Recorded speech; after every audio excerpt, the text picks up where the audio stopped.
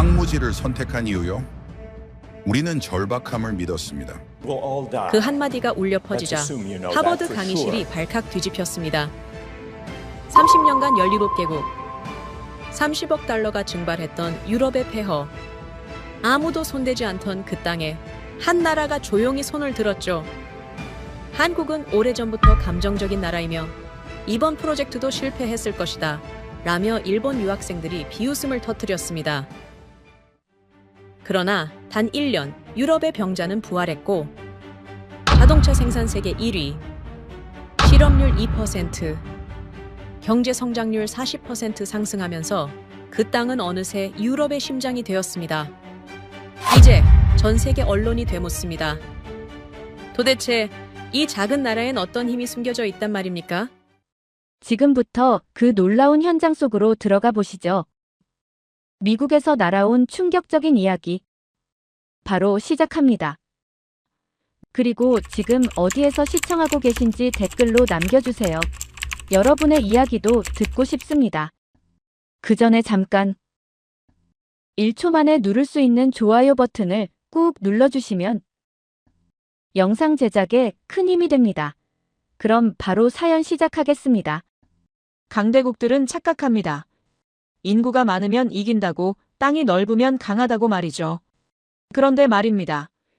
제가 직접 목격한 진실은 전혀 달랐어요. 7,000km 떨어진 유럽의 한 나라. 독일도 프랑스도 모두 외면한 바로 그곳에 한국이 들어갔습니다. 1년 만에 공장을 지었고 30년 만에 인구 대비 세계 1위를 만들어냈어요.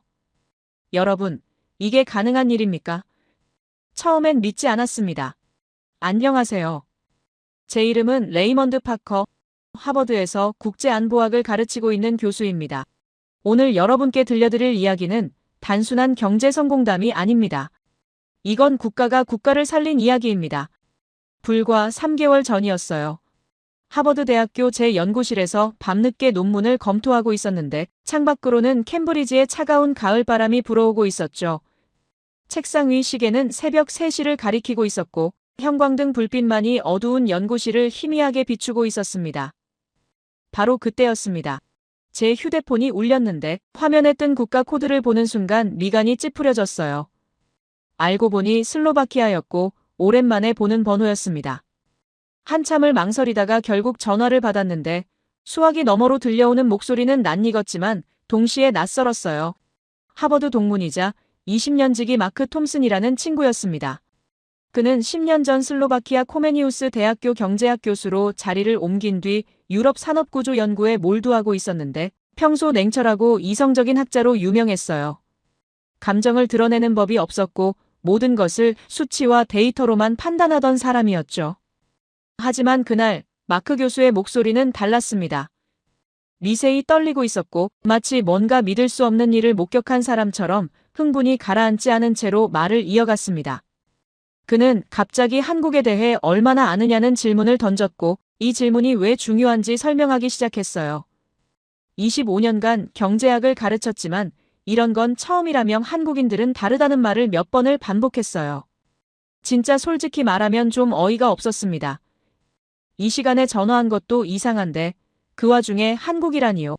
물론 반도체와 자동차로 유명한 나라라는 건 알고 있었지만 새벽 3시에 국제전화를 걸어올 만큼 특별한 나라라고는 생각해 본 적이 없었습니다. 인구 5천만 명의 중견국, 미국의 동맹국, 아시아의 경제 강국 정도로만 인식하고 있었어요. 그런데 마크는 계속해서 말했습니다. 슬로바키아가 한국 덕분에 완전히 바뀌었다고, 기적을 목격했다고 말하길래 저도 모르게 피식 웃음이 나왔습니다. 기적이라는 단어를 경제학자가 이렇게 쉽게 쓰다니 믿기지 않았어요. 마크는 평생 모든 현상을 합리적으로 설명해온 사람이었고 그런 그가 기적이라는 표현을 쓰고 있었습니다. 전화는 20분 넘게 이어졌습니다. 마크는 쉬지 않고 이야기를 쏟아냈는데 1993년 슬로바키아가 체코와 분리되던 날의 절망, 유럽 전체가 외면했던 황무지, 그리고 2004년 한국 기업이 들어온 순간부터 시작된 변화에 대해 말했습니다. 그의 목소리에는 확신이 담겨 있었고 동시에 간절함도 느껴졌어요. 이걸 세상에 알려야 한다는 사명감 같은 건 말이죠. 전화를 끊은 뒤 한참을 멍하니 앉아 있었습니다. 창밖으로 동이 트고 있었고 캠브리지 거리에는 이른 아침 조깅을 나온 사람들이 보이기 시작했어요. 마크의 말들이 머릿속을 맴돌았습니다. 한국이 슬로바키아를 바꿨다. 인구 대비 자동차 생산 세계 1위. 전체 수출의 46%가 자동차 산업, 숫자들은 명확했습니다. 하지만 의문이 들었습니다. 정말 가능한 일일까? 아시아의 중견국이 유럽의 산업 지형을 바꿀 수 있다는 건가? 독일의 폭스바겐도 프랑스의 르노도 하지 못한 일을 한국이 해냈다는 말인가? 회의적인 시선을 거둘 수 없었어요. 하버드에서 5년 이상 국제안보를 연구하며 나토와 유엔의 수많은 프로젝트를 분석해왔고 그 과정에서 배운 건 냉철함이었습니다. 감정을 배제하고 오직 데이터만을 신뢰하는 것 말이죠. 다음 날 강의실로 향했습니다. 학생들 앞에 섰지만 머릿속은 여전히 마크의 전화로 가득했어요. 그래서 다음 주 강의 내용을 바꿔야겠다는 생각이 들었습니다. 슬로바키아에 대해, 한국에 대해, 그리고 우리가 놓치고 있는 세계 질서의 변화에 대해 이야기해야겠다고 결심했습니다. 그날부터 본격적인 조사가 시작됐습니다. 슬로바키아의 경제 지표를 분석했고 한국 기아 자동차의 진리나 공장 건설 과정을 추적했으며 현지 언론 보도와 유럽연합 통계 자료를 샅샅이 뒤졌어요. 파고들수록 놀라운 사실들이 드러났는데 이건 단순한 투자가 아니었어요. 한국은 슬로바키아에 공장 하나를 지은 게 아니라 완전한 산업 생태계를 통째로 이식한 겁니다. 현대모비스, 현대제철, 그 외 10여 개의 한국 부품 기업들이 함께 들어갔고 황무지였던 진리나 지역에 자동차 산업 클러스터를 만들어냈는데 부품 공급부터 최종 조립까지 모든 과정이 한 곳에서 이루어지는 완벽한 시스템이었어요. 이건 1970년대 한국이 구로공단에서 일으켰던 기적을 2000년대 유럽 땅에 그대로 재현한 것이었습니다. 더욱 놀라운 건 속도였는데요. 유럽에서 이런 규모의 자동차 공장을 짓는 데는 통상 3년에서 4년이 걸립니다. 설계부터 인허가, 건설, 시운전까지 수많은 단계를 거쳐야 하고 유럽의 까다로운 환경 규제와 노동법을 통과해야 하니까요. 하지만 한국은 1년 만에 해냈습니다. 영하 20도를 오르내리는 슬로바키아의 혹독한 겨울에도 공사를 멈추지 않았고 24시간 교대로 현장을 돌렸어요. 현지 언론은 처음엔 비웃었습니다. 한국인들이 미쳤다고 진흙탕에서 차를 만들겠다니 100% 망해서 철수할 거라고 말했습니다. 하지만 1년 뒤 공장이 완공됐고 첫 차량이 라인에서 나왔으며 슬로바키아 전역이 충격에 빠졌어요. 이 모든 자료를 정리하며 깨달았습니다. 마크의 말이 맞았다는 걸, 이건 기적이었어요. 하지만 동시에 우연이 아니었습니다. 계획된 기적이었고 의지로 만들어낸 결과였습니다. 한국이라는 나라가 가진 어떤 특별한 힘이 작용한 거였어요. 책상 위에 쌓인 자료들을 바라보며 생각했습니다. 우리는 한국을 너무 모르고 있었다고, 반도체와 스마트폰만 보고 그 나라의 진짜 힘을 간과했다는 걸 말이죠. 한국은 단순히 물건을 잘 만드는 나라가 아니었습니다. 그들은 죽어가는 나라를 살릴 수 있는 나라였어요. 이제 강의실에서 학생들에게 이야기할 차례였습니다. 세계 질서가 어떻게 변하고 있는지, 우리가 놓치고 있는 새로운 강국이 어디인지, 그리고 왜 한국이 강대국들도 함부로 건드릴 수 없는 나라가 되었는지를 말이죠. 일주일이 지났습니다. 하버드대학교 국제안보학 강의실로 들어서는 순간 200여 명의 학생들이 자리를 채우고 있었고 창밖으로는 단풍이 물든 캠브리지의 가을 풍경이 펼쳐졌습니다. 하지만 오늘 제가 이야기할 내용은 아름다운 풍경과는 정반대였어요. 지도의 가장자리에서 천천히 죽어가던 한 나라에 대한 이야기였습니다. 스크린에 지도 하나를 띄웠습니다. 유럽 중부, 오스트리아와 폴란드 사이에 끼인 작은 나라가 나타났어요. 슬로바키아 학생들 대부분은 이름조차 제대로 들어본 적 없는 곳이었습니다. 한 학생이 손을 들어 물었어요. 거기가 어디냐고, 동유럽이냐고 말이죠. 정확히는 중부 유럽입니다만 1993년 이전까지는 독립국가도 아니었습니다. 1993년 1월 1일 동유럽의 체코슬로바키아가 둘로 쪼개지던 날이었습니다. 역사는 이를 벨벳 이혼이라 부르는데 피 한 방울 흘리지 않고 평화롭게 갈라섰다는 의미였어요. 아름다운 표현이지만 실상은 전혀 달랐습니다. 이건 형님 격인 체코가 가난한 동생 슬로바키아를 헌신짝처럼 버린 것이나 다름없었습니다. 불공평했습니다. 체코는 서유럽과 국경을 맞대고 있었고 이미 스코다라는 견고한 자동차 브랜드를 보유한 전통의 공업 강국이었어요. 독일의 폭스바겐을 비롯한 서구 자본이 물밀듯 밀려들었고 프라하는 관광객으로 넘쳐났으며 공장 굴뚝에서는 희망의 연기가 피어올랐습니다. 반면 슬로바키아에게 남겨진 건 무엇이었을까요? 험준한 타트라 산맥, 끝없는 감자밭, 그리고 구소련 시절 쓰던 낡은 무기 공장뿐이었습니다. 냉전이 끝나자 상황은 더욱 악화됐습니다.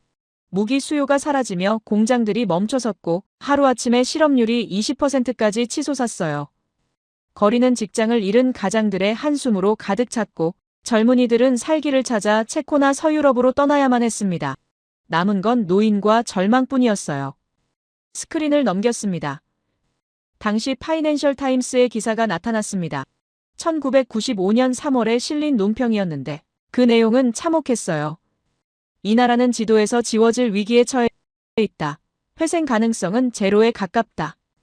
유럽의 병자이자 모든 투자를 집어삼키는 블랙홀이다.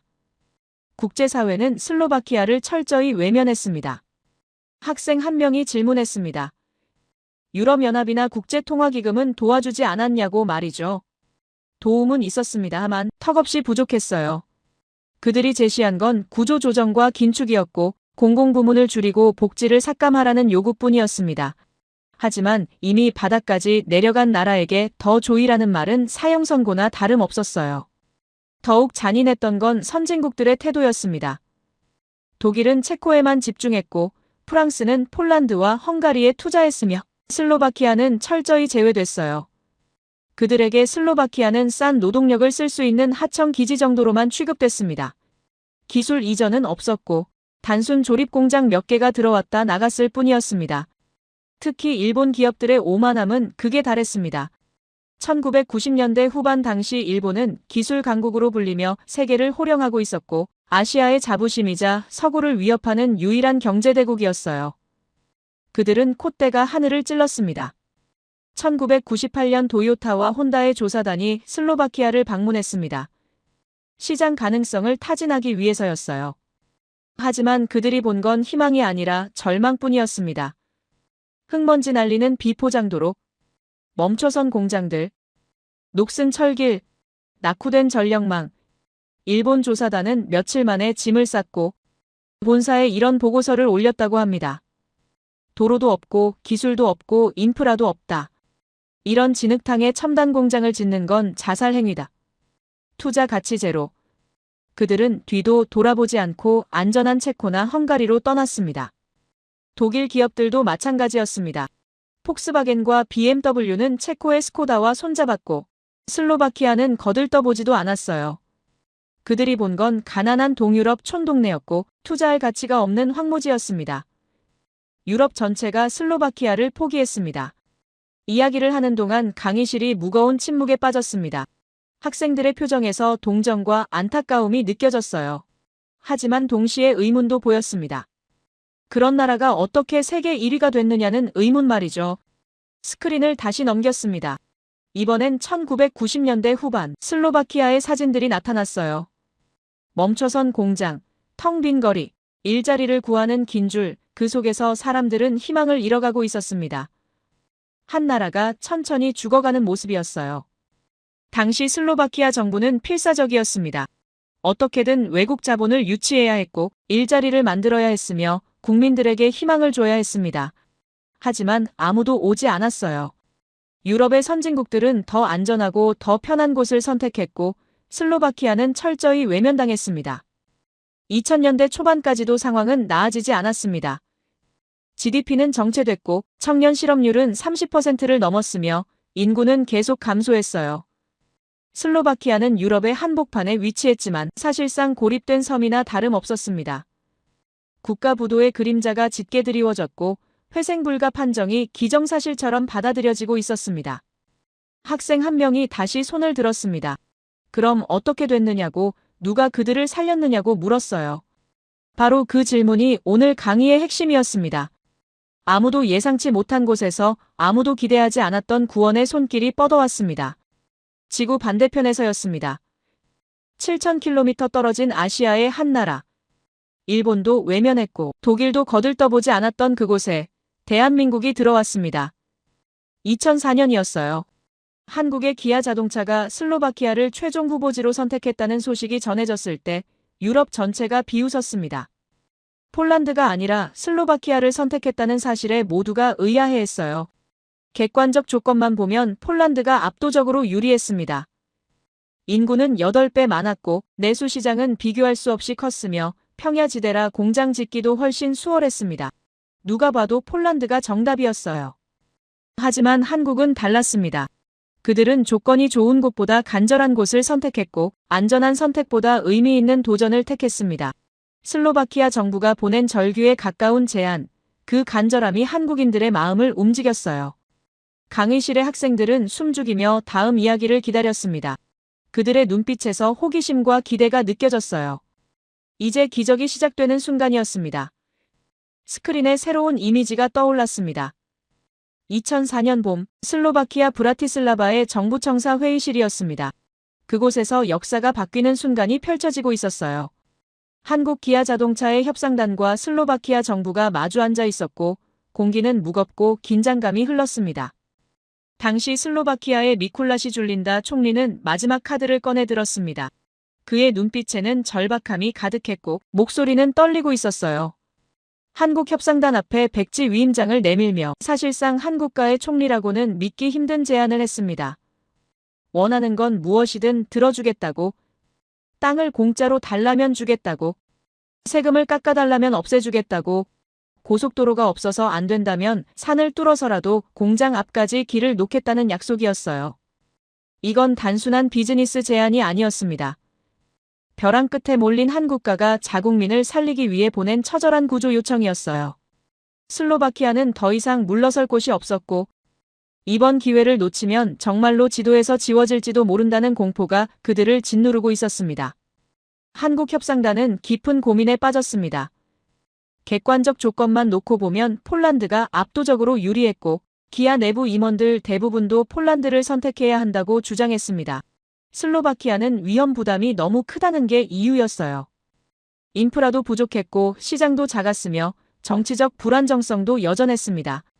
하지만 정몽구 회장과 경영진은 다른 생각을 하고 있었습니다. 그들은 50년 전 한국의 모습을 떠올렸어요. 6.25 전쟁 이후 폐허가 된 땅, 아무도 투자하려 하지 않았던 나라. 미국조차 한국을 포기하려 했던 시절 말이죠.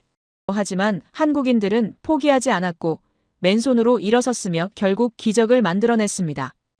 회의실에서 결정이 내려졌습니다. 조건이 좋은 곳보다 우리를 간절히 원하는 곳으로 간다는 결론이었어요. 그들의 간절함이 우리의 뚝심과 만나면 기적이 일어날 것이라는 믿음이었습니다. 2004년 3월 기아 자동차는 모두의 예상을 깨고 폴란드가 아닌 슬로바키아 북부 시골 마을 질리나를 최종 후보지로 선택했습니다. 소식이 전해지자 유럽 언론들은 일제히 비웃음을 쏟아냈습니다. 영국의 파이낸셜 타임스는 한국인들이 미쳤다고 보도했고 독일의 프랑크푸르터 알게마인에는 인프라 하나 없는 산골짜기에서 차를 만든다니 100% 망해서 철수할 것이라고 예측했어요. 프랑스의 르몽드는 더 신랄했습니다. 아시아 기업의 무모한 도박이 유럽 땅에서 어떻게 실패하는지 지켜보자는 논평을 실었습니다. 강의실에서 손이 하나 올라왔습니다. 앞줄에 앉아있던 동양인 학생이었어요. 일본에서 온 유학생 코즈마였습니다. 그는 도쿄대학교를 졸업하고 하버드 경영대학원에 재학 중이었으며 평소 일본 경제의 우수성을 강조하는 것으로 유명했습니다. 코즈마가 조심스럽게 질문을 던졌습니다. 교수님, 그런데 당시 일본 기업들의 판단이 더 합리적이지 않았습니까? 실제로 도요타의 조사 보고서를 보면 슬로바키아는 투자 가치가 거의 없는 것으로 분석됐고 인프라 점수가 100점 만점에 15점에 불과했습니다. 도로 상태는 최악이었고 전력망은 불안정했으며 숙련 노동자도 거의 없었다는 내용이었어요. 그의 손에는 자료가 들려 있었습니다. 일본 무역진흥기구가 작성한 1998년 동유럽 투자 환경 보고서였어요. 코즈마는 계속해서 말했습니다. 일본 기업들은 철저한 데이터 분석을 통해 위험을 최소화하는 전략을 취했고 그 결과 체코와 헝가리에서 안정적인 성과를 거뒀습니다. 반면 한국의 선택은 감정적이고 비합리적으로 보이는데 어떻게 그게 옳은 결정이라고 할 수 있습니까? 강의실이 조용해졌습니다. 학생들의 시선이 일제히 코즈마에게 쏠렸고 데이터에 기반한 합리적 판단, 위험 최소화 전략, 안정적인 성과, 일본식 경영의 장점을 정확히 짚어낸 질문이었습니다. 잠시 침묵이 흘렀습니다. 그리고 천천히 대답했어요. 좋은 질문입니다. 실제로 일본의 분석은 정확했습니다. 데이터만 놓고 보면 슬로바키아는 최악의 선택지였어요. 하지만 여러분, 데이터가 모든 걸 설명할 수 있을까요? 숫자로 측정할 수 없는 것들도 있지 않을까요? 스크린을 넘겼습니다. 이번엔 한국의 역사가 나타났어요. 1950년 6.25 전쟁 직후 서울의 모습이었습니다. 폐허였습니다. 건물은 무너졌고 도로는 끊겼으며 산업시설은 완전히 파괴됐어요. 당시 한국의 1인당 국민소득은 67달러, 세계 최빈국 수준이었습니다. 만약 그때 누군가 데이터만으로 한국을 분석했다면 어떤 결론을 내렸을까요? 투자 가치 제로, 회생 불가능, 원조만 축내는 나라라고 판단했을 겁니다. 실제로 미국 국무부의 일부 관리들은 한국 지원을 중단하자는 의견을 냈었어요. 하지만 50년 뒤 한국은 어떻게 됐습니까? 세계 10위권 경제대국이 됐고 반도체와 조선, 자동차 산업에서 세계를 선도하는 나라가 됐습니다. 데이터로는 예측할 수 없었던 결과였어요. 숫자에는 나타나지 않는 무언가가 있었기 때문입니다. 그게 뭐냐고 물으신다면 바로 사람의 의지입니다. 한국인들은 불가능을 가능으로 만드는 DNA를 가지고 있었고 위기 앞에서 더 강해지는 특성이 있었습니다. 이건 데이터로 측정할 수 없는 요소였어요. 코즈마의 표정이 굳어졌습니다. 그는 반박하려 했지만 말문이 막혔어요. 자료를 다시 살펴보며 뭔가 찾으려 했지만 손이 미세하게 떨리고 있었습니다.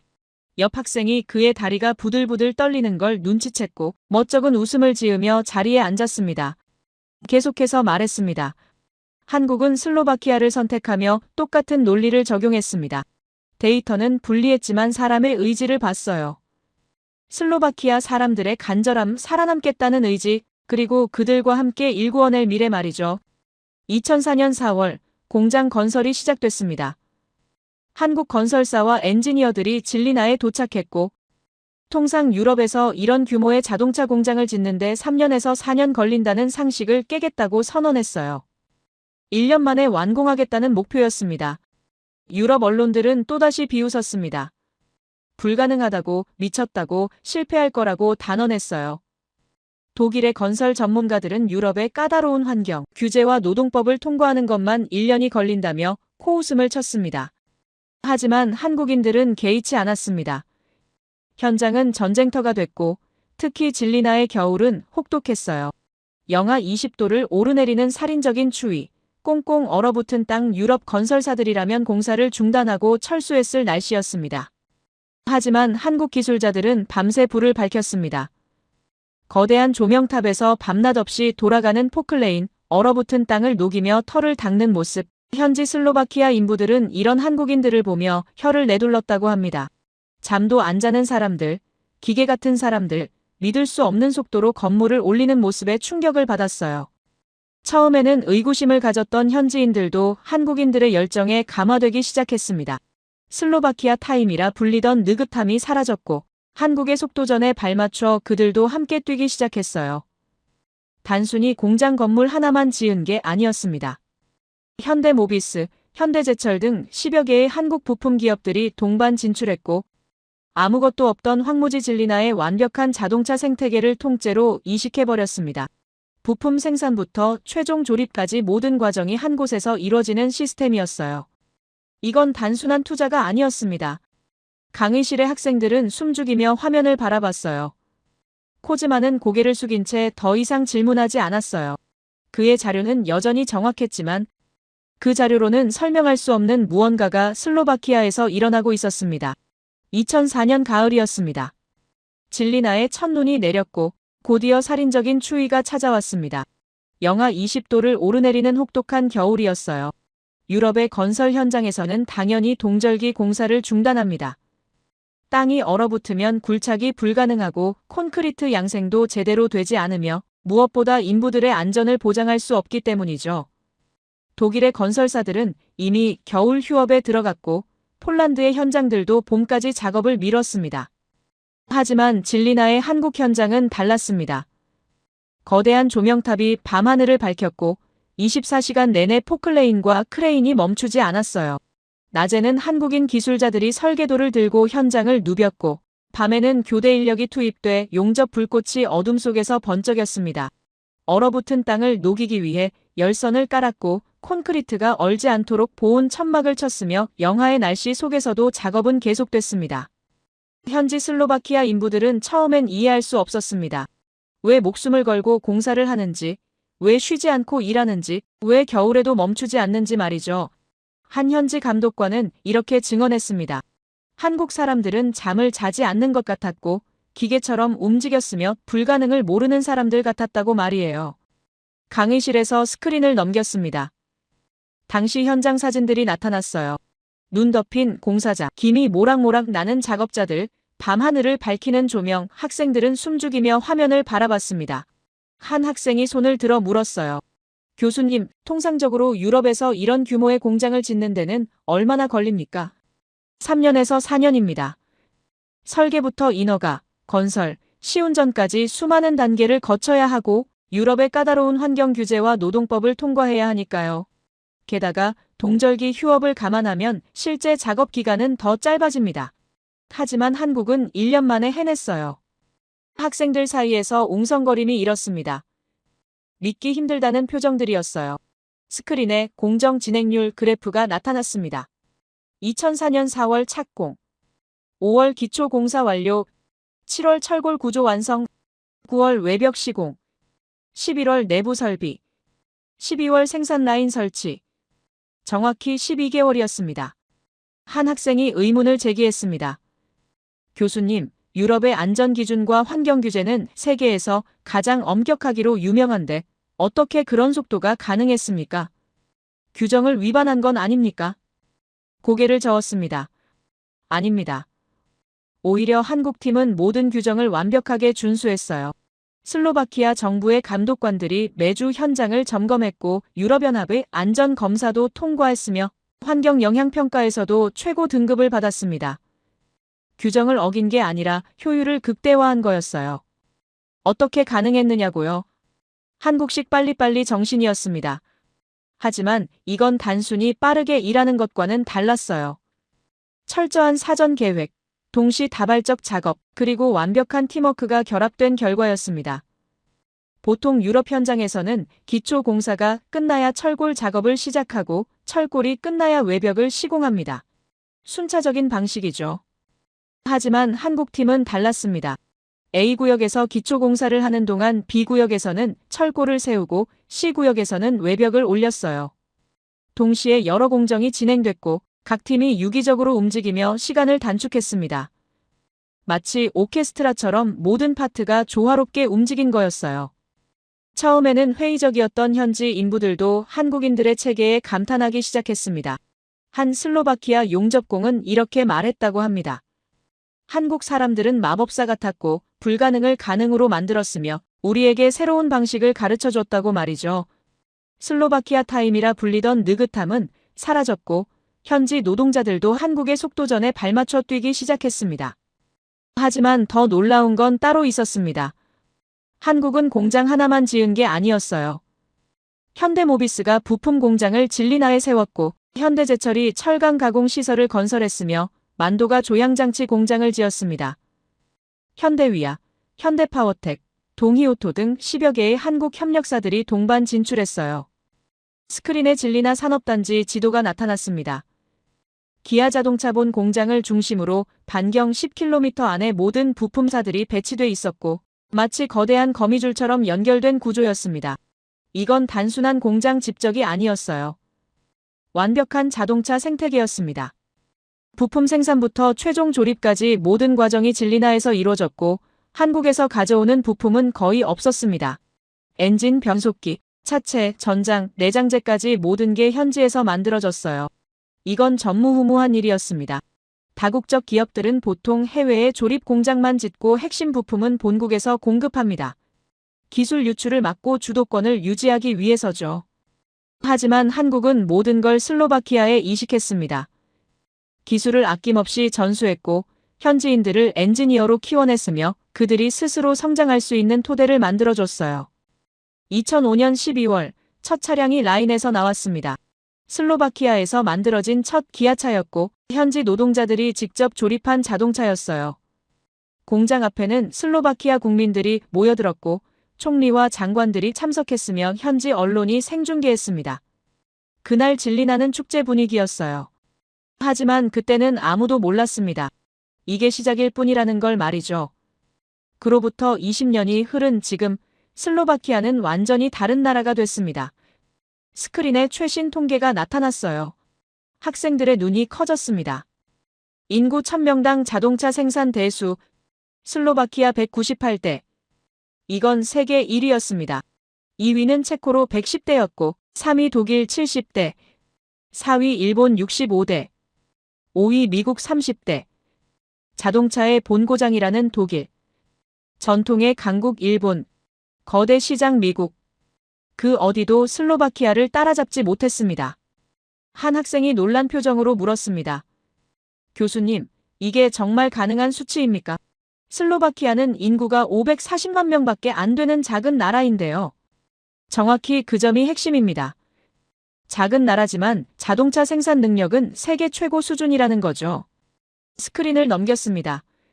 슬로바키아의 경제 구조가 나타났어요. 전체 산업 생산의 50%가 자동차 산업에서 나오고 있었고 전체 수출의 46%가 자동차 관련 제품이었습니다. GDP에서 자동차 산업이 차지하는 비중은 15%를 넘었어요. 이건 단순한 주력 산업을 넘어선 수준이었습니다. 사실상 슬로바키아 경제의 심장이었어요. 더욱 놀라운 통계가 이어졌습니다. 진리나 지역의 실업률은 2% 미만으로 떨어졌고 1993년 20%였던 것과 비교하면 믿기 힘든 변화였습니다. 평균 임금은 3배 이상 올랐으면 슬로바키아 전체 평균보다 40%나 높았어요. 과거 감자밭이었던 진리나는 이제 슬로바키아에서 가장 부유한 도시가 됐습니다. 학생들 사이에서 탄성이 터져나왔습니다. 하지만 숫자보다 더 중요한 건 사람의 변화였어요. 스크린에 한 남자의 사진이 나타났습니다. 얀 코바치, 1975년생. 그는 2004년까지 진리나 근교에서 감자를 키우던 농부였습니다. 기아 자동차가 들어온 뒤 그는 공장에 지원했고 기초 용접 교육을 받았으며 10년 뒤에는 생산 라인 팀장이 됐습니다. 지금은 품질 관리 부서 책임자로 일하고 있고 유럽 전역의 기아 공장에 기술 자문을 제공하는 전문가가 됐어요. 그의 두 아들도 기아에서 엔지니어로 일하고 있습니다. 얀 코바치는 현지 언론과의 인터뷰에서 이렇게 말했습니다. 한국이 오기 전 나는 그저 흙을 파는 농부였고 아들들에게 물려줄 것도 없었으며 미래가 보이지 않았습니다. 하지만 지금은 다릅니다. 기술을 가진 엔지니어가 됐고 아들들도 전문직에 종사하며 손주들은 대학에 갈 수 있게 됐어요. 이 모든 게 한국 덕분입니다. 이런 이야기는 얀 코바치만이 아니었습니다. 진리나에는 수천 명의 얀이 있었고 그들 모두가 한국 덕분에 인생이 바뀌었다고 말했습니다. 과거 감자를 캐던 농부들은 이제 세계 최고 수준의 로봇파를 다루는 엔지니어가 됐고 실업자였던 청년들은 CAD 프로그램을 다루는 설계사가 됐으며 희망을 잃었던 가장들은 당당한 직장인이 됐습니다. 스크린에 슬로바키아 거리 인터뷰 영상이 재생됐습니다. 브라티슬라바 시내에서 만난 시민들의 목소리였어요. 한 중년 여성이 말했습니다. 유럽연합도 우리를 포기했을 때 유일하게 손을 잡아준 건 한국이었고 우리는 그 은혜를 잊지 않습니다. 젊은 남성이 이어서 말했습니다. 기아 공장이 멈추면 슬로바키아도 멈춥니다. 사실상 한국이 우리를 먹여 살리는 셈입니다. 노인 한 분은 이렇게 말했어요. 이웃나라 체코가 스코다를 자랑할 때마다 배가 아팠는데 이제 우리는 기아가 있습니다. 어디 가서도 어깨가 펴집니다. 영상이 끝나자 강의실이 조용해졌습니다. 학생들의 표정에서 감동이 느껴졌어요. 이건 단순한 경제 성공담이 아니었습니다. 한 나라가 다른 나라의 자존심을 세워준 이야기였고 절망에 빠진 사람들에게 희망을 준 이야기였습니다. 화면이 바뀌며 마크 톰슨의 영상이 나타났습니다. 슬로바키아 코메니우스 대학교 강의실에서 촬영한 것이었고 3개월 전 제게 전화를 걸었던 바로 그 친구였습니다. 마크는 카메라를 향해 말했습니다. 25년간 경제학을 가르치며 수많은 국가의 산업 정책을 연구했습니다. 하지만 한국이 슬로바키아에서 한 일은 교과서에 없는 내용이었어요. 마크는 계속해서 말했습니다. 경제학 이론으로는 설명이 안 됩니다. 투자 대비 수익률만 따지면 폴란드가 맞았고 리스크 분석으로는 슬로바키아를 선택하면 안 됐어요. 하지만 한국은 숫자를 넘어선 무언가를 봤습니다. 사람을 봤고 가능성을 봤으면 함께 만들어갈 미래를 본 겁니다. 마크의 목소리에 힘이 실렸습니다. 기아 공장이 멈추면 슬로바키아 경제는 마비됩니다. 이건 과장이 아니라 사실입니다. 부품 협력사까지 포함하면 직접 고용 인원만 3만 명이 넘고 간접 고용까지 치면 10만 명이 넘어요. 슬로바키아 전체 제조업 고용의 15%가 한국 관련 일자리입니다. 마크는 잠시 말을 멈추고 카메라를 똑바로 바라봤습니다. 레이먼드, 당신이 학생들에게 꼭 전해주길 바랍니다.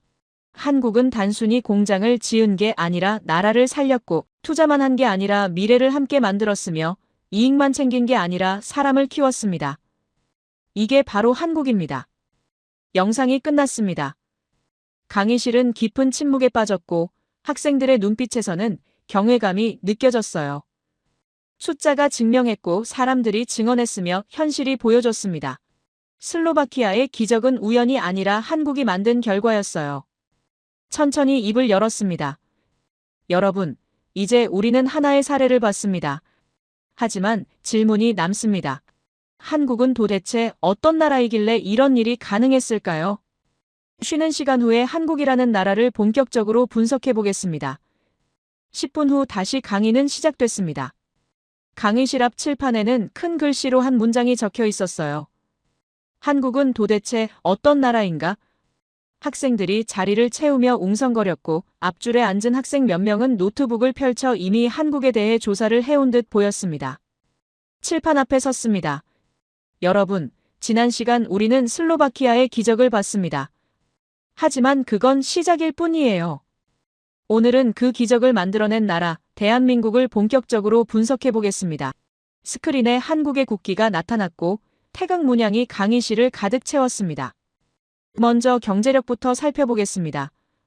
한국은 세계 10위권 경제대국이라는 건 다들 아실 겁니다. 하지만 중요한 건 순위가 아니라 어떤 분야를 장악하고 있느냐는 거죠.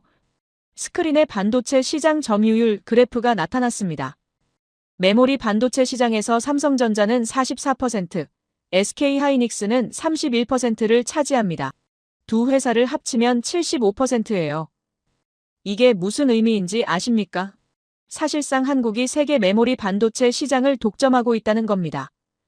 스마트폰, 컴퓨터, 서버, 자동차 모든 전자기기에 들어가는 메모리는 한국 없이 작동할 수 없어요. 한 학생이 손을 들었습니다. 교수님, 만약 한국이 반도체 수출을 중단하면 어떻게 됩니까? 정확히 그 질문이 핵심입니다. 세계 경제가 멈춥니다. 미국의 애플도, 중국의 화웨이도, 일본의 소니도 모두 한국 반도체에 의존하고 있어요. 이건 단순한 경제력을 넘어선 전략적 무기입니다. 스크린이 바뀌며 배터리 시장 점유율이 나타났습니다. 전기차 배터리 시장은 어떨까요? LG에너지솔루션, 삼성 SDI, SK이노베이션, 이 세 회사가 세계 시장의 35% 이상을 차지하고 있습니다. 미래 자동차 산업의 핵심인 배터리를 한국이 장악하고 있는 거예요. 테슬라가 LG 배터리를 쓰고 폭스바겐이 SK 배터리를 쓰며 BMW가 삼성 배터리를 씁니다. 전기차 시대의 심장을 한국이 만들고 있는 셈이죠. 유럽연합이 탄소 중립을 선언했지만 한국 배터리 없이는 실현 불가능합니다. 이번엔 조선산업 데이터가 나타났습니다. 세계 조선 시장에서 한국의 점유율은 36%입니다. 특히 LNG선, 컨테이너선, 초대형 유조선 같은 고부가 가치 선박은 한국이 압도적이에요. 현대중공업, 삼성중공업, 한화오션이 세계 해운 산업을 떠받치고 있습니다. 학생 하나가 질문했습니다. 교수님, 그런데 중국도 조선 강국 아닙니까? 맞습니다. 중국도 물량으로는 많이 만들어요. 하지만 기술력에서는 한국을 따라오지 못합니다. 특히 LNG선 같은 첨단 선박은 한국만 제대로 만들 수 있어요. 영하 163도의 액화천 연가스를 안전하게 운반하는 기술은 오랜 노하우가 필요하거든요. 잠시 말을 멈추고 강의실을 둘러봤습니다.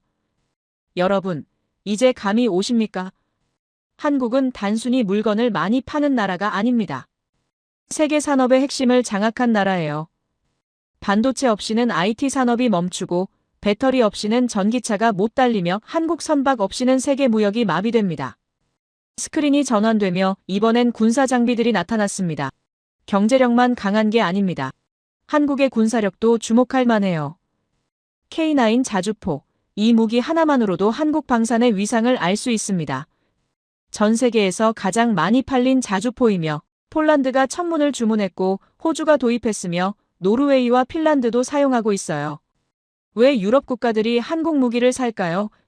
성능이 검증됐기 때문입니다. K9은 분당 6발을 쏠 수 있고 사거리는 40km가 넘으며 영하 40도에서도 작동합니다. 실전에서 검증된 무기체계예요.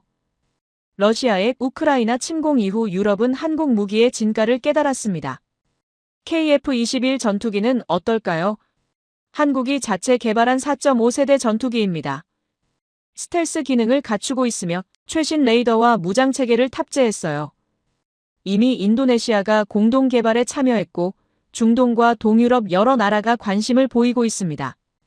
한 학생이 놀란 표정으로 물었습니다. 교수님, 한국이 자체적으로 전투기를 만들 수 있다는 게 믿기지 않습니다. 전투기는 미국이나 러시아, 유럽 정도만 만들 수 있는 거 아닙니까? 과거에는 그랬습니다. 하지만 이제 한국도 그 반열에 올랐어요. 70년 전만 해도 폐허였던 나라가 지금은 첨단 전투기를 독자 개발하는 나라가 된 겁니다. 고개를 끄덕이며 스크린을 넘겼습니다. 이제 가장 흥미로운 부분으로 넘어가겠습니다. 바로 문화력입니다. 한 학생이 웃으며 말했어요. BTS 이야기 나오는 건가요? 맞습니다. 하지만 단순히 팝스타 이야기가 아닙니다. 화면에 BTS의 공연 장면이 나타났습니다. 이들의 유튜브 조회수는 수십억 뷰를 넘습니다.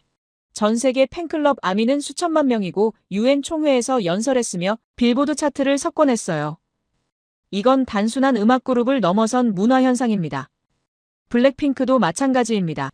그들의 뮤직비디오는 유튜브 역사상 최다 조회수를 기록했고 세계 투어는 매진 행렬이었으며 패션계와 뷰티 산업에도 엄청난 영향을 미쳤어요. 한국 화장품과 패션이 K-팝과 함께 전 세계로 퍼져나갔습니다. 스크린에 넷플릭스 순위표가 나타났습니다. 오징어 게임, 더 글로리, 슬기로운 의사생활 상위권의 상당수를 한국 드라마가 차지하고 있었어요. 한 학생이 손을 들었습니다. 교수님, 사실 저도 오징어 게임 봤는데 정말 충격적이었습니다. 한국 콘텐츠가 이렇게 강력한 줄 몰랐어요. 바로 그겁니다. 자막이나 더빙으로 봐야 하는 콘텐츠가 전 세계 시청자들의 마음을 사로잡았어요. 할리우드조차 이루지 못한 성과입니다. 영어가 아닌 언어로 만든 콘텐츠가 세계를 지배하는 건 역사상 처음 있는 일이죠. 스크린이 바뀌며 애니메이션 포스터가 나타났습니다. K-팝 데몬 헌터즈 2025년 6월 넷플릭스에서 공개된 미국 애니메이션입니다. 하지만 소재는 한국의 K-팝 아이돌이에요. 역사상 최초로 K-팝 음악을 활용한 뮤지컬 애니메이션이며 대한민국의 K-팝 아이돌을 소재로 하는 최초의 해외 제작 애니메이션입니다. 이게 무슨 의미인지 아십니까? 미국이 한국 문화를 소재로 콘텐츠를 만들기 시작했다는 겁니다. 과거에는 할리우드가 일본 사무라이나 중국 쿵푸를 소재로 삼았죠. 하지만 이제는 한국 K-팝이 그 자리를 차지했어요. 문화 패권이 바뀌고 있다는 증거입니다. 칠판에 큰 글씨로 썼습니다. 문화는 국가력을 높이는 가장 큰 포인트. 학생들이 집중해서 바라봤습니다. 여러분, 왜 문화가 중요할까요? 군사력은 두려움을 만들지만 존경을 얻지 못합니다. 경제력은 부러움을 사지만 사랑을 받지 못해요. 하지만 문화는 다릅니다. 문화는 사람들의 마음을 움직입니다. K-팝을 좋아하는 사람은 한국을 좋아하게 되고 한국 드라마를 보는 사람은 한국을 동경하게 되며 한국 문화를 즐기는 사람은 한국을 응원하게 됩니다. 이건 어떤 군사력도 경제력도 만들어낼 수 없는 힘이에요. 특히 한국의 경우는 더 특별합니다. 한국 문화에는 나라를 사랑하는 마음이 자연스럽게 녹아 있어요. K-팝 아이돌들은 세계 무대에서 한국을 대표한다는 자부심을 가지고 있고 한국 드라마는 한국의 정서와 가치를 담아내며 한국 영화는 한국 사회의 이야기를 세계에 전합니다. 이건 강요가 아닙니다. 자연스러운 표현이에요. 한국인들은 자기 나라를 사랑하는 마음을 숨기지 않습니다. 오히려 당당하게 드러내고 자랑스럽게 이야기하면 진심으로 공유합니다. 그 진정성이 전 세계 사람들에게 전달되는 거예요. 슬로바키아 사례를 다시 떠올려 보십시오. 한국 기업들이 그곳에서 한 일은 단순히 공장을 짓고 돈을 번 게 아니었습니다. 진심으로 슬로바키아를 살리고 싶어 했고 그들과 함께 미래를 만들고 싶어 했으며 우리라는 마음으로 땀을 흘렸어요. 그 마음이 통했고 그래서 기적이 일어난 겁니다. 이게 바로 한국이 가진 진짜 힘입니다. 경제력, 군사력, 문화력, 이 세 가지를 모두 갖춘 나라는 역사상 극소수예요. 미국이 그랬고 영국이 그랬으며 이제 대한민국이 그 반열에 올라섰습니다. 스크린에 세계 지도가 나타났습니다. 슬로바키아 위치에 빨간 점이 찍혔고 곧이어 베트남, 폴란드, UAE, 사우디아라비아, 호주에도 차례로 점이 찍혔습니다. 여러분, 슬로바키아는 시작일 뿐입니다. 한국은 지금 전 세계에서 똑같은 기적을 만들어내고 있어요. 베트남에서는 삼성전자가 전체 수출의 20%를 책임지고 있고 폴란드에서는 한국 무기와 배터리가 유럽 방어의 핵심이 되고 있으며 UAE에서는 한국형 원전이 청정 에너지 시대를 열고 있습니다. 한국이 지나간 자리마다 나라가 살아나고 산업이 일어서면 사람들이 희망을 되찾고 있어요. 한 학생이 감탄하며 물었습니다. 교수님, 그럼 한국은 어떻게 70년 만에 이렇게 됐습니까? 폐허에서 세계 강국으로 올라선 비결이 뭡니까? 천천히 미소를 지었습니다. 좋은 질문입니다. 다음 시간에는 바로 그 이야기를 하겠습니다. 한국인의 DNA, 위기를 기회로 바꾸는 그들만의 특별한 정신 말이죠. 슬라이드를 넘겼습니다. 화면에는 1950년 6.25 전쟁 직후 서울의 모습이 나타났어요. 폐허였습니다. 건물은 무너져 있었고 도로는 끊겼으며 사람들은 잿더미 위에 앉아 망연자실한 표정으로 하늘을 바라보고 있었습니다. 강의실이 숨죽이며 화면을 응시했어요. 이게 1953년 한국의 모습입니다. 전쟁이 끝난 직후였고 이 나라의 1인당 국민소득은 67달러, 세계 최빈국 수준이었어요. 당시 필리핀은 200달러, 태국은 150달러였습니다. 한국은 동남아시아보다도 가난한 나라였죠. 화면이 바뀌며 현재 서울의 모습이 나타났습니다. 마천루가 하늘을 찌르고 고속도로가 도시를 가로지르며 밤에는 네온사인이 화려하게 빛나고 있었어요. 그리고 통계 숫자가 화면에 떴습니다. 2025년 한국의 1인당 국민소득 35,000달러, GDP 세계 10위, 70년 만의 변화였습니다. 학생들 사이에서 탄성이 터져나왔습니다. 한 학생이 놀라며 물었어요. 교수님, 70년 만에 최빈국에서 선진국으로 올라선 나라가 또 있습니까? 없습니다. 역사상 유례가 없는 일이에요. 독일과 일본도 전후 재건에 성공했지만 그들은 이미 산업 기반이 있었고 기술 인력도 있었으며 전쟁 이전부터 선진국이었습니다. 하지만 한국은 달랐어요. 문맹률이 70%가 넘었고 산업시설은 완전히 파괴됐으며 기술자도 자본도 없었습니다. 맨 땅에서 시작한 거였어요. 그런데도 70년 만에 세계 10위 경제대국이 됐습니다. 도대체 어떻게 가능했을까요? 앞줄에 앉아있던 코즈마가 손을 들었습니다. 그의 표정은 여전히 회의적이었습니다. 교수님, 하지만 한국의 성장은 일본의 도움 없이는 불가능했습니다. 1965년 한일 국교 정상화로 일본이 제공한 경제 협력 자금과 기술 이전이 핵심 역할을 했고 일본 기업들이 한국에 투자하며 산업화가 시작됐습니다.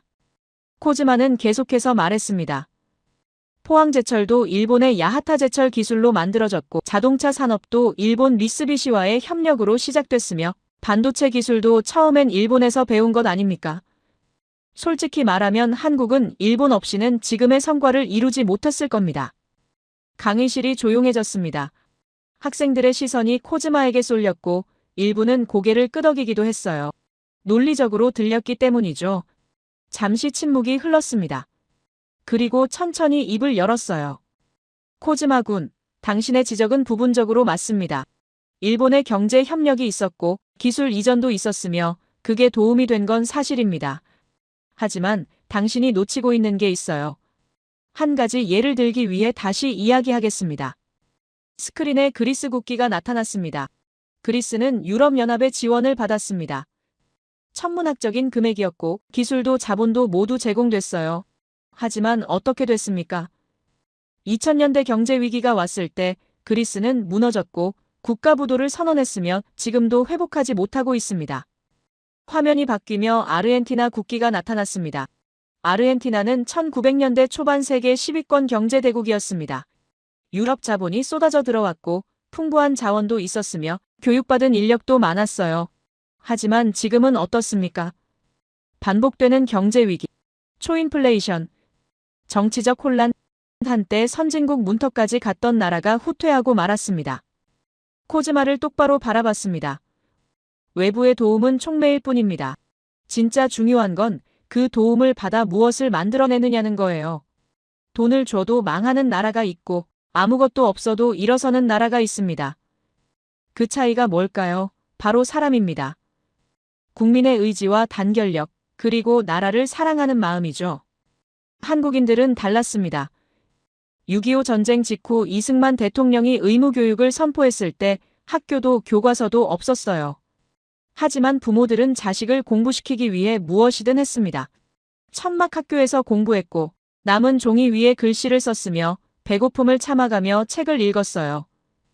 2천만 명이 문맹이었던 나라가 20년 만에 문맹률 거의 제로를 달성했습니다. 1960년대 박정희 대통령이 고속도로를 짓겠다고 했을 때 전 세계가 비웃었습니다. 먹을 것도 없는 나라가 무슨 고속도로냐고 세계은행은 돈을 빌려주지 않았고 선진국들은 무모한 계획이라며 외면했어요. 하지만 한국인들은 삽을 들었습니다. 산을 뚫고 다리를 놓았으면 4년 만에 서울에서 부산까지 경부고속도로를 완성했어요. 1970년대 포항제철을 지을 때도 마찬가지였습니다. 세계은행은 한국에 제철소가 필요 없다며 투자를 거부했고 일본 전문가들조차 회의적이었어요. 하지만 한국은 했습니다. 포항 앞바다를 매립했고 용광로를 세웠으며 결국 세계적인 철강 회사를 만들어냈습니다. 조금 무거운 주제이며 민감할 수 있지만 말씀드리겠습니다. 한국인들의 이런 성격은 역사에서 비롯됐어요. 앞서 말했듯이 임진왜란 때 이순신 장군은 12척의 배로 133척의 일본 함대를 격파했고 23전 23승이라는 불가능한 기록을 세웠습니다. 절대 불리한 상황에서도 포기하지 않았고 전략과 용기로 승리를 만들어냈어요. 이건 우연이 아닙니다. 한국은 지정학적으로 강대국에 둘러싸여 있었고 끊임없이 침략을 받았으며 살아남기 위해 싸워야 했습니다. 그 과정에서 한국인들은 위기 앞에서 무너지는 게 아니라 오히려 더 강해지는 DNA를 갖게 됐어요. 스크린에 1997년 IMF 외환위기 당시 사진이 나타났습니다. 한국 경제가 무너지던 순간이었고 국가부도 직전까지 갔으며 전 세계가 한국의 몰락을 예견했습니다. 당시 뉴욕타임스는 한국이 10년 이상 회복하지 못할 것이라고 보도했고 월스트리트 저널은 한국 기업들의 대규모 도산을 점쳤어요. 하지만 한국인들은 금을 모으기 시작했습니다. 화면에 당시 장면들이 나타났어요. 긴 줄을 서서 자신의 금을 나라에 기부하는 사람들, 결혼 반지를 뺏어 내놓는 신혼부부, 돌반지까지 가져온 할머니, 심지어 올림픽 금메달까지 내놓은 선수들도 있었습니다. 227톤의 금이 모였습니다. 국민 350만 명이 참여했고 가구당 평균 47g의 금을 냈어요. 이건 역사상 유례가 없는 일이었습니다. 미국에서 2008년 금융위기가 왔을 때를 떠올려 보십시오. 시민들이 월스트리트를 점거하며 정부와 은행을 비난했고 부자들을 규탄했으며 서로를 비난했습니다. 하지만 한국은 달랐습니다. 국민들이 하나가 됐고 자발적으로 나섰으며 나라를 살리기 위해 자신의 것을 내놓았어요. 이게 바로 한국인의 단결력입니다. 나라가 있어야 국민이 있다는 걸 알았고 결국 모두가 원하는 건 우리나라의 평화와 성장, 그리고 나아감이라는 걸 이해했습니다. 결과는 어땠을까요? 전문가들이 10년 걸릴 거라던 회복을 3년 만에 해냈습니다. IMF 차입금을 조기 상환했고 오히려 더 강한 경제 체질로 거듭났으며 2000년대 들어서는 세계 경제 위기 속에서도 흔들리지 않는 나라가 됐어요. 코즈마의 표정이 굳어졌습니다.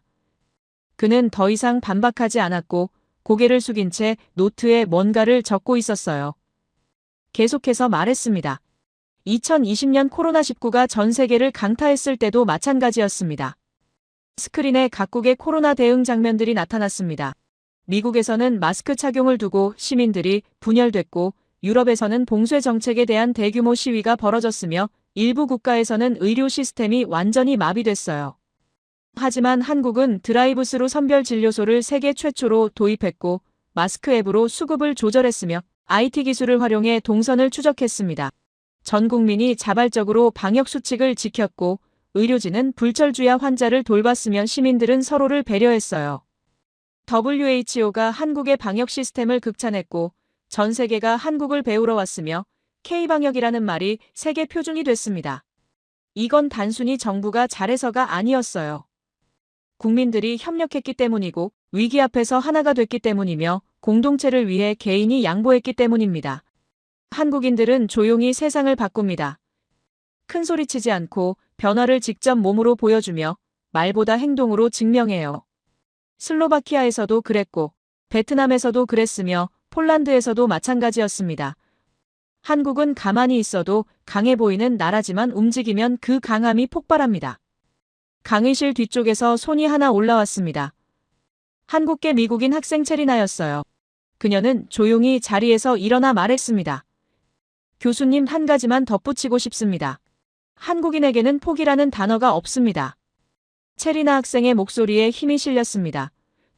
조부모님 세대는 전쟁 폐허 속에서 맨손으로 나라를 일으켰고 부모님 세대는 IMF 위기를 극복하며 한국을 선진국 반열에 올렸으며 지금 우리 세대는 그 정신을 이어받아 세계를 변화시키고 있습니다.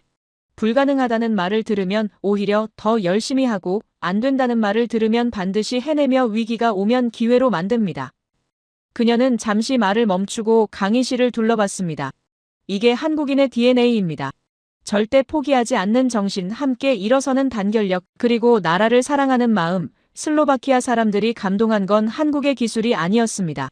진심이었고 함께 만들어가려는 의지였으며 우리라는 마음이었어요.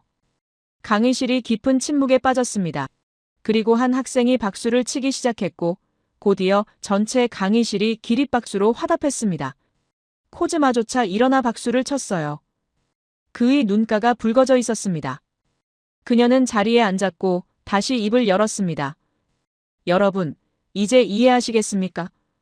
한국이 강대국들도 함부로 건드릴 수 없는 나라가 된 이유를 말이죠. 숫자와 기술만으로는 설명할 수 없습니다. 그 안에는 사람이 있고 정신이 있으며 역사가 있습니다. 학생들이 하나둘 강의실을 나섰고 저녁 어스름이 캠브리지의 거리를 물들이고 있었어요. 연구실로 돌아와 창밖을 바라봤습니다. 하버드 캠퍼스의 고풍스러운 건물들이 노을에 물들어 있었고 학생들이 3355 모여 걸어가는 모습이 평화로워 보였어요. 책상 위에는 지난 3개월간 모은 자료들이 쌓여 있었습니다.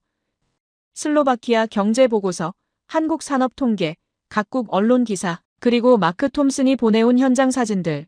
이 모든 걸 정리하며 깨달았습니다. 한국을 과소평가했다는 걸 말이죠. 하버드에서 오랫동안 국제안보를 가르치며 수많은 나라를 분석했습니다. 나토 프로젝트에서 UN 보고서까지 검토했고 강대국의 전략을 연구했으며 세계 질서의 변화를 추적했어요. 하지만 한국은 제 분석 틀로는 설명되지 않는 나라였습니다. 노트북을 열어 마지막 자료를 정리하기 시작했습니다. 슬로바키아는 시작일 뿐이었어요. 한국은 지금 전 세계에서 똑같은 기적을 만들어내고 있었습니다. 베트남을 먼저 살펴봤습니다. 1980년대만 해도 베트남은 전쟁의 상처에서 벗어나지 못한 농업국이었고 1인당 국민소득은 $200 미만이었으며 산업 기반은 거의 없었어요. 1990년대 삼성전자가 베트남에 들어갔습니다. 처음엔 작은 조립 공장이었지만 점차 확대됐고 2010년대 들어서는 대규모 스마트폰 생산 기지가 됐어요. 현재 베트남 전체 수출의 20%를 삼성 혼자서 책임지고 있습니다. 이건 단순한 수치가 아니었어요. 삼성이 베트남의 산업 지도를 농업에서 첨단 제조업으로 완전히 다시 그려버린 겁니다. 베트남 정부 관계자는 이렇게 말했다고 합니다. 삼성이 없었다면 베트남의 경제 성장은 불가능했고 한국은 단순한 투자자가 아니라 베트남 발전의 동반자라고 말이죠. 베트남 청년들은 삼성에 입사하는 걸 꿈꾸며 한국어를 배우고 한국 문화를 즐깁니다. 슬로바키아와 똑같은 일이 베트남에서도 일어나고 있었어요. 폴란드 자료를 펼쳤습니다. 러시아의 우크라이나 침공 이후 유럽은 안보 위기에 빠졌고 특히 러시아와 국경을 맞댄 폴란드는 공포에 떨었어요. 나토의 보호가 있었지만 충분하지 않았고 자체 방어력을 강화해야 했습니다. 폴란드는 한국을 선택했습니다. K2 전차 1000대, K9 자주포 700문, 천무 다연장 로켓 600문, FA-50 전투기 48대, 역사상 최대 규모의 무기 수출 계약이었고 총액은 600억 달러가 넘었어요. 하지만 한국은 단순히 무기만 판 게 아니었습니다. 폴란드 현지의 생산 시설을 짓기로 했고 기술 이전을 약속했으며 공동 개발까지 제안했습니다. 무기만이 아니었어요. LG 에너지 솔루션이 폴란드에 세계 최대 규모의 배터리 공장을 건설했고 이를 통해 폴란드는 유럽 전기차 산업의 심장부로 격상됐습니다. 안보와 경제 두 마리 토끼를 한국이 모두 잡아준 거였어요. 폴란드 국방부 장관은 공개석상에서 이렇게 말했습니다. 한국은 우리의 안전을 책임져주고 미래 산업까지 함께 만들어가는 진정한 동맹이라고 미국과 독일도 하지 못한 일을 한국이 해냈다고 말이죠. UAE 자료로 넘어갔습니다. 중동의 사막국가 아랍에미리트, 석유로 불을 쌓았지만 고민이 깊었어요. 석유가 고갈되면 미래가 없다는 불안, 그들은 청정 에너지로의 전환을 결심했고 원자력 발전소 건설을 추진했습니다. 세계 유수의 원전 기업들이 입찰에 참여했습니다. 프랑스 아레바, 미국 웨스팅하우스, 일본 도시바 모두 오랜 역사와 기술력을 자랑하는 기업들이었어요. 하지만 UAE는 한국을 선택했고 한국전력이 바라카 원전 4기를 수주했습니다. 2020년 첫 번째 원전이 가동을 시작했고 현재 4기 모두 완공돼 UAE 전력 수요의 4분의 1을 공급하고 있습니다. UAE는 단순 산유국에서 청정 에너지 강국으로 탈바꿈했고 한국형 원전의 우수성이 세계에 증명됐어요. UAE 에너지부 장관은 이렇게 평가했습니다. 한국은 약속을 지키는 나라이며 기한 내 완공은 물론 안전과 품질까지 완벽했고 다른 나라들이 할 수 없었던 일을 한국은 해냈다고 말이죠. 자료를 정리하며 생각에 잠겼습니다. 슬로바키아, 베트남, 폴란드, UAE, 이 나라들의 공통점이 뭘까요? 모두 위기에 처해 있었고 절박했으며 도움이 필요했습니다. 그리고 한국이 그들의 손을 잡았어요. 하지만 한국이 한 일은 단순한 비즈니스가 아니었습니다. 물건을 파는 게 아니라 파트너의 미래를 함께 만들었고 투자만 하는 게 아니라 기술을 전수했으며 이익만 챙기는 게 아니라 그 나라 사람들을 키웠습니다. 이게 바로 한국 방식이었어요. 독일의 폭스바겐은 체코에 투자했지만 핵심 기술은 독일에 남겨뒀고 일본 기업들은 동남아에 공장을 지었지만 단순 조립만 맡겼으며 미국 기업들은 멕시코에서 제품을 만들지만 연구개발은 본국에서만 했습니다. 선진국들은 자신의 이익을 최우선으로 두었어요.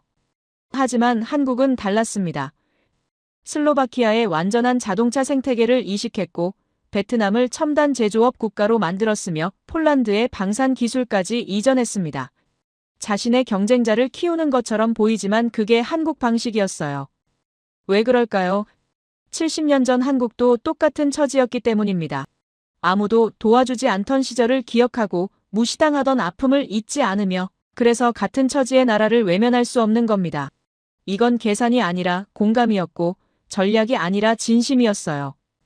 창밖으로 밤이 깊어가고 있었습니다. 연구실 불빛만이 어둠 속에서 밝게 빛나고 있었어요. 노트에 마지막 문장을 적었습니다. 한국은 세계를 일으키는 나라 그리고 깨달았습니다. 진짜 강한 나라가 무엇인지 말이죠. 물질적인 것보다 눈에 보이지 않는 게 더 강한 법입니다. 군사력은 두려움을 주지만 존경을 얻지 못하고 경제력은 부러움을 사지만 사랑받지 못하며 기술력은 감탄을 받지만 마음을 움직이지 못해요. 하지만 진심은 다릅니다. 함께하려는 의지, 살리려는 마음, 우리라는 정신. 이런 보이지 않는 힘이 결국 세상을 바꿉니다. 한국에는 바로 이런 힘이 있었습니다. 6.25 전쟁의 폐허에서 일어선 경험, IMF 위기를 극복한 단결력, 코로나를 이겨낸 공동체 정신. 이 모든 게 한국인의 DNA에 새겨져 있었고 그 정신이 국경을 넘어 전 세계로 퍼져나가고 있었어요. 슬로바키아의 심장에는 코리아 5글자가 새겨져 있습니다. 베트남의 청년들은 한국을 꿈꾸며 폴란드는 한국을 동맹으로 신뢰하고 UAE는 한국을 파트너로 존중합니다. 이게 바로 진짜 국력이었어요. 탱크와 전투기로 만들 수 없는 힘, 돈으로 살 수 없는 영향력, 눈에 보이지 않지만 가장 강력한 힘 말이죠. 그래서 한국은 선진국 반열에 올랐고 강대국들 사이에서 자꾸 견제 대상이 되며 선망의 대상이 되는 겁니다. 미국은 한국의 반도체 기술을 경계하고 중국은 한국의 문화력을 두려워하며 일본은 한국의 성장 속도를 부러워하고 유럽은 한국의 방식을 배우려 합니다. 하지만 한국은 조용합니다. 큰 소리치지 않고 자랑하지 않으며 그저 묵묵히 일할 뿐이에요. 말보다 행동으로 보여주고 약속보다 결과로 증명하며 선언보다 실천으로 세상을 바꿉니다. 이게 한국이 가진 가장 무서운 힘입니다. 3개월 전 마크의 전화를 받았을 때만 해도 반신반의했습니다. 작은 아시아 국가가 유럽을 바꿨다는 말이 믿기지 않았어요. 하지만 이제 압니다. 한국은 작은 나라가 아니었고 단순한 경제대국도 아니었으며 세계를 일으키는 정신의 강국이었습니다. 강대국들은 착각합니다. 인구가 많으면 이긴다고, 땅이 넓으면 강하다고 생각하죠. 하지만 진짜 강한 나라는 다른 나라를 일으킬 수 있는 나라이며 파트너와 함께 성장하는 나라이고 세계에 희망을 주는 나라입니다. 한국이 바로 그런 나라였어요. 앞으로 한국은 더 많은 나라를 변화시킬 것입니다. 아프리카에서, 남미에서, 중앙아시아에서 한국의 손길이 닿는 곳마다 기적이 일어날 거예요. 죽어가던 나라들이 살아날 것이고 절망하던 사람들이 희망을 되찾을 것이며 불가능하다던 일들이 현실이 될 겁니다. 세계는 이제 한국을 다시 봐야 합니다. 단순한 동맹국이 아니라 세계의 희망이며 경쟁자가 아니라 함께 성장할 파트너이고 작은 나라가 아니라 거대한 정신을 가진 강국입니다. 70년 전 폐허에서 시작해 오늘날 세계를 일으키는 나라, 그게 바로 대한민국입니다. 슬로바키아의 기적은 끝이 아니라 시작입니다. 한국이 만들어갈 미래의 기적들을 지켜봐 주시길 바랍니다. 그리고 그 기적 속에서 우리 모두가 함께 성장하길 바랍니다. 제 이야기를 끝까지 들어주셔서 감사합니다. 모두 안녕히 계세요. 오늘의 사연 어떻게 들으셨나요? 세상은 참 넓지만 누군가의 선택 하나가 얼마나 큰 변화를 만들 수 있는지 다시 생각하게 되네요.